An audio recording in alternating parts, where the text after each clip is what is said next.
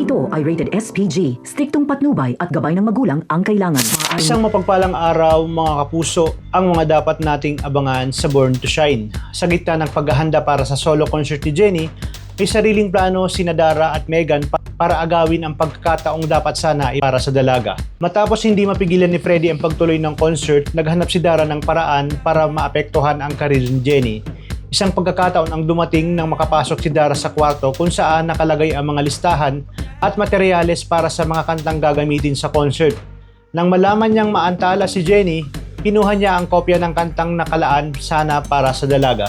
Ibinigay niya ito kay Megan at sinabi na kailangan itong mauna sa pagkanta bago pa man magkaroon ng pagkakataon si Jennie na itanghal ang sarili niyang kanta. Pangpapalapit na ang pagsisimula ng concert, hinanap naman ni Miss Vanna si Minchi at pinapunta ito agad sa venue dahil kailangan nilang makarating bago pa magsimula ang programa. Napilitan silang sumakay sa isang truck na ginagamit sa pagdadala ng mga bulaklak para sa mga patay. Sa kabila nito, ipinagpatuloy ni Minchi ang pagpunta para maihatid si Jennie sa tamang oras. Hindi nagtagal nagsimula ang programa at isang hindi inaasahang pangyayari ang sumalubong kay Miss Vanna.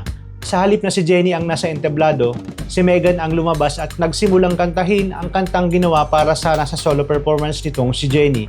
Agad na hinarap ni Miss Vanna si Freddie at tinanong kung paano napunta kay Megan ang kopya ng kanta. Hindi maibigay ni Freddie ang malinaw na paliwanag kung paano ito nangyari. Nang nalaman niyang si Jennie mismo ang gumawa ng kanta, lalong naging malinaw na hindi dapat iyong ginagamit ni Megan sa concert.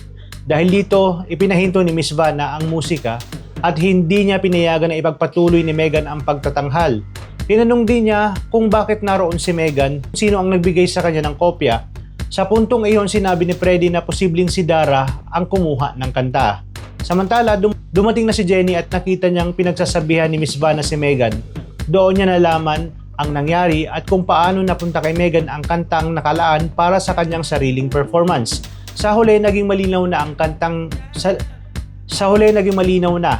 kantang dapat sana bahagi ng pagsikat ni Jennie ay ginamit ni Dara at Megan para sa kanilang sariling plano. Halip na maitanghal ito ni Jennie sa kanyang solo concert, nauwi ang lahat sa isang insidenteng naglantad kung paano nila sinubukang kunin ang pagkakataong nakalaan para sa kanya. Yan ang pakakaabangan natin dito lang sa Born to Shine. Maraming salamat sa inyong panonood at pagpalain tayong lahat, mga kapuso.